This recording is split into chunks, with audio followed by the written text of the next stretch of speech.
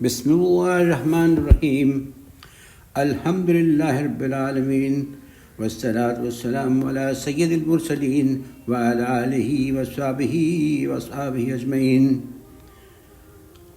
اما بعد، شان غوث کی گفتگو کی سلسلہ وار مختصر جو گفتگو ہو رہی ہے، آج محرم کے نئے سال میں، یہ نئے سال کا پہلا گفتگو کا آغاز ہو رہا ہے.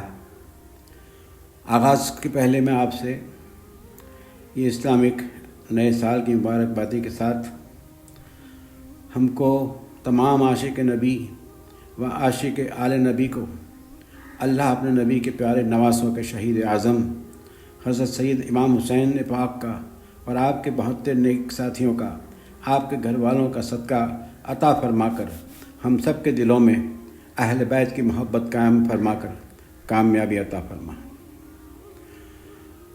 نظام حق کو بچاؤ اور حسینی ہو، شعور دین کو جگاؤ اگر حسینی ہو، جلوس و جلسہ و نعرہ ہی سب بس نہیں کو سب کچھ، عمل بھی کر کے دکھاؤ اگر حسینی ہو.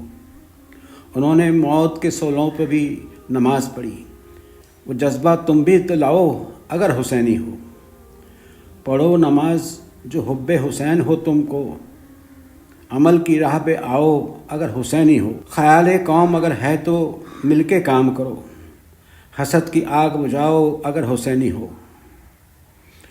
حسین وارث علم نبی کو کہتے ہیں، حسین وارث علم نبی کو کہتے ہیں، پڑھو پڑھاؤ سکھاؤ اگر حسینی ہو. سنو فریدی محرم کا ہے یہی پیغام، سنو فریدی محرم کا یہی ہے پیغام، وفا کا وعدہ نبھاؤ اگر حسینی ہو.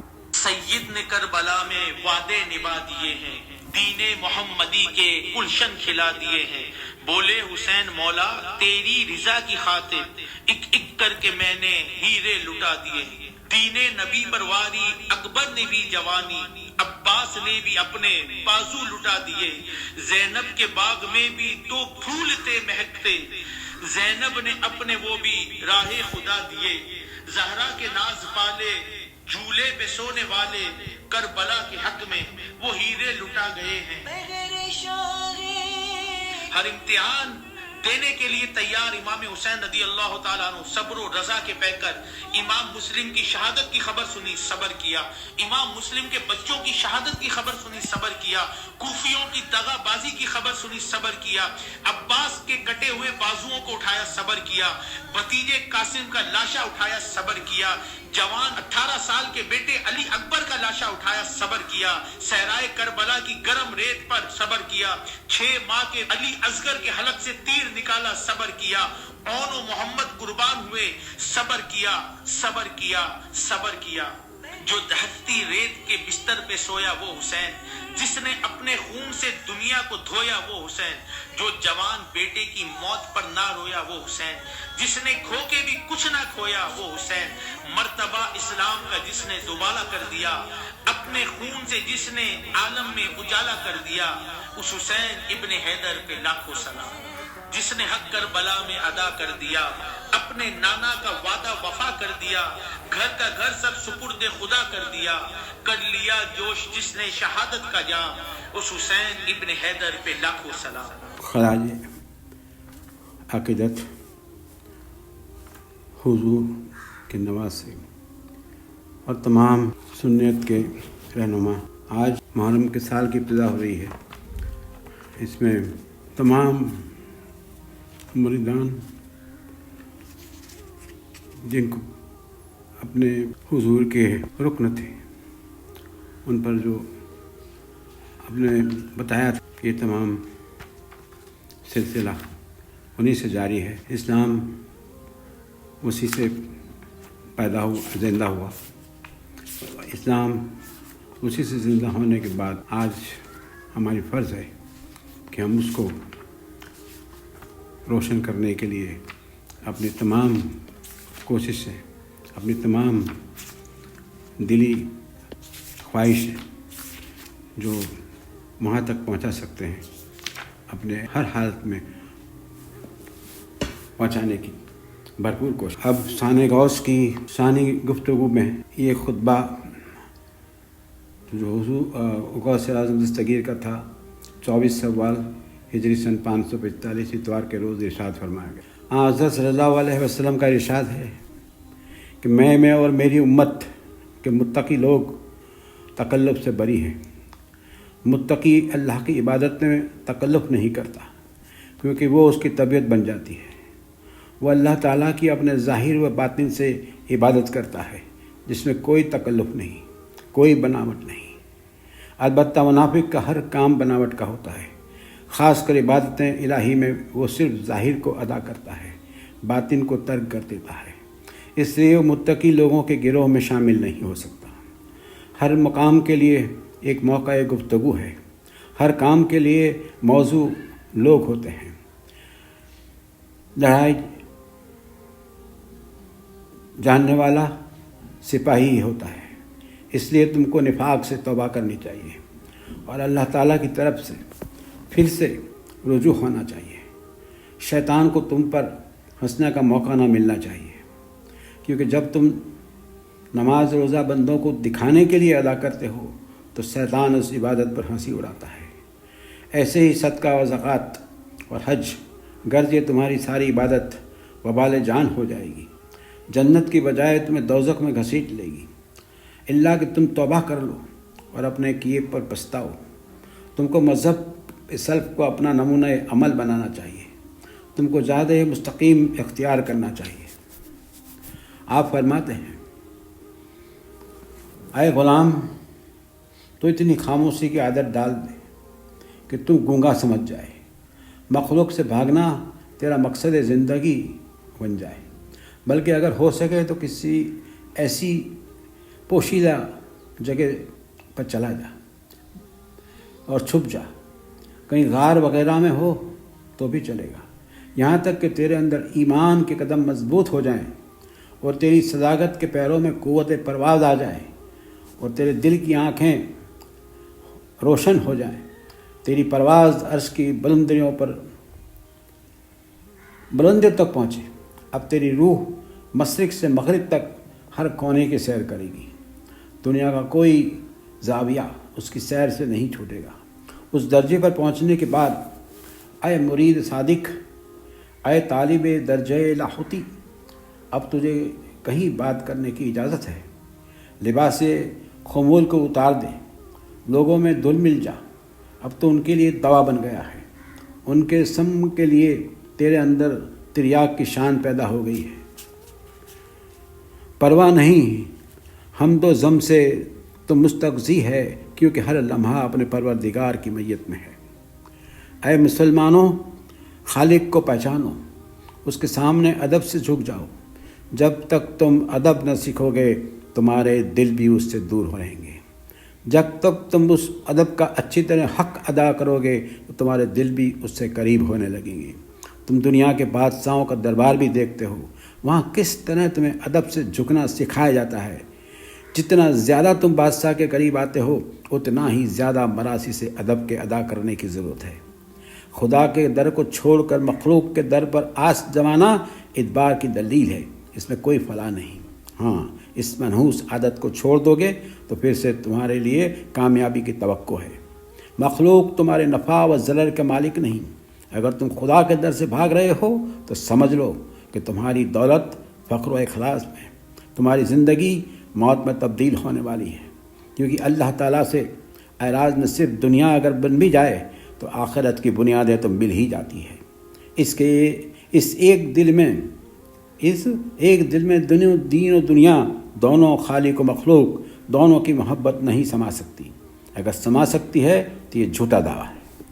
عمل عقیدے کا آئینہ دار ہوتا ہے، ظاہر باطن کا آئینہ دار ہوتا ہے۔ بعض بزرگوں نے کہا ہے کہ ظاہر باطن کا عنوان ہوتا ہے۔ تیرا باطن خدا کے پاس ظاہر ہی ہے، بلکہ اس صالح بندوں کے پاس بھی آئینہ ہے۔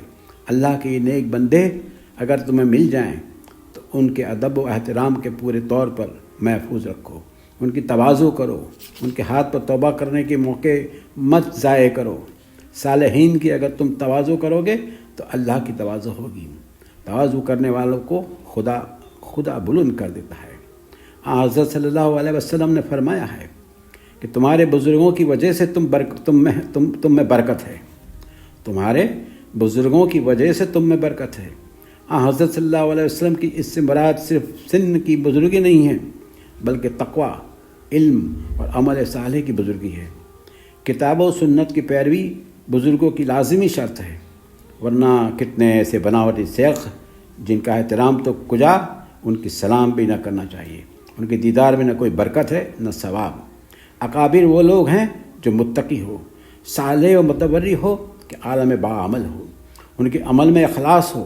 اکابر کے دل میں صاف ہوتا ہے، اب ہمیشہ اکابر کے دل صاف ہوتے ہیں، غیر خدا سے ان میں اعراض ہوتا ہے، ان کے دل میں عرفان الہی کا نور ہوتا ہے، اللہ سے قریب ہوتے ہیں۔ جس دل میں دنیا کی محبت ہوتی ہے وہ اللہ سے محجوب ہوتا ہے، اور جس دل میں آخرت کی محبت ہوتی ہے وہ قرب الہی سے محظوظ ہوتا ہے۔ جتنی زیادہ تمہارے اندر دنیا کی رغبت ہے، آخرت اسی نسبت سے تمہاری گھٹی ہوئی ہے، اور جتنی زیادہ تمہارے اندر آخرت کی رغبت ہے، محبت دنیا تمہارے اندر گھٹی ہوئی ہے۔ اے انسانوں، اپنی قیمت پہچانو، اپنی قدر نہ گھٹاؤ، کیونکہ خدا نے تمہاری بہت بڑی قدر رکھی ہے۔ کسی بزرگ کا قول ہے، جو اپنی قدر نہ جانے گا مقدر اسے اپنی قدر جاننے کے لیے مجبور کر دے گا۔ ایسی جگہ مت بیٹھو جہاں سے تجھے اٹھایا جائے۔ اگر تو کسی کے گھر میں جاؤ، جب تک تجھے صاحب خانہ بیٹھنے کے لیے تیری نشست، تیری جگہ متعین نہ کر دے، نہ بیٹھ، ورنہ ایسی ہی چھوٹی چھوٹی باتیں بھی ہے وہ جن سے انسان اپنی قدر و منزلت کھو دیتا ہے۔ اے غلام، تو نے ناحق اپنی عمر عزیز کا ایک بڑا حصہ کتابیں پڑھنے اور رٹنے میں گنوایا، کیا تو نے اس پر عمل بھی کیا؟ حضرت صلی اللہ علیہ وسلم کا ارشاد ہے، اللہ تعالیٰ قیامت کے دن انبیاء و علماء کو پکارے گا اور پوچھے گا کہ آپ مخلوق تمہاری رعایا تھی، بتلاؤ تم نے رعایا کے ساتھ کیسا سلوک کیا؟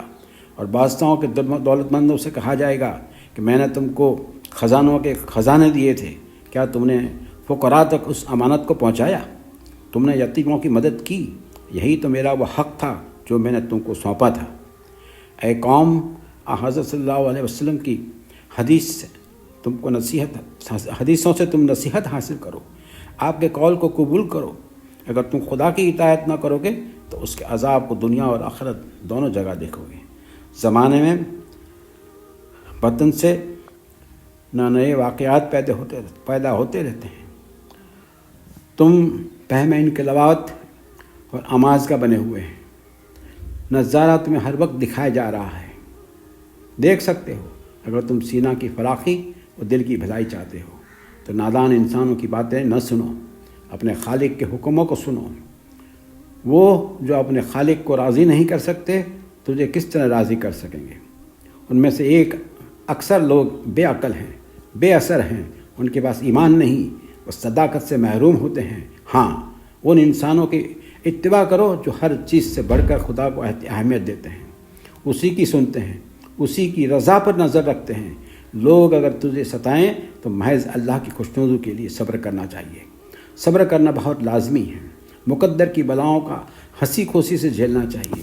جتنی زیادہ کسی بندے کو وہ برگزیدہ بنانا چاہتا ہے اتنا ہی زیادہ اس کو آزمائش میں ڈالتا ہے، اسی طرح کہ آفتوں میں ڈال دیتا ہے، یہاں تک کہ اس کا وجود فنا ہو جاتا ہے، جس کے بعد وہ دیکھتا ہے کہ اس کا دل اسی کے ساتھ ہے، دوسرے کے ساتھ نہیں۔ وہ ابھی تک اسی کے آگے جھکے ہوئے ہیں، دوسروں کے آگے نہیں۔ غوث پاک کی شان میں ترانہ ایک لکھا ہے جس میں بتایا ہے، یہ فاطمہ کے لاڈلے حیدر کے لال، خوش روا حسنین کے جانی ہیں۔ آپ نور ایمان کی ضیاء کو ہے طلب، نور جاں ہیں، شمع نورانی ہے آپ۔ یا حضرت شیخ محی الدین مشکل کشا بالخیر۔ اور آپ کی شان میں گفتگو انشاءاللہ تعالی آئندہ 11ویں شریف پر بیان ہوگا۔ ربنا آتنا فی الدنیا حسنۃ وقل آخرت حسنۃ وقنا عذاب النار.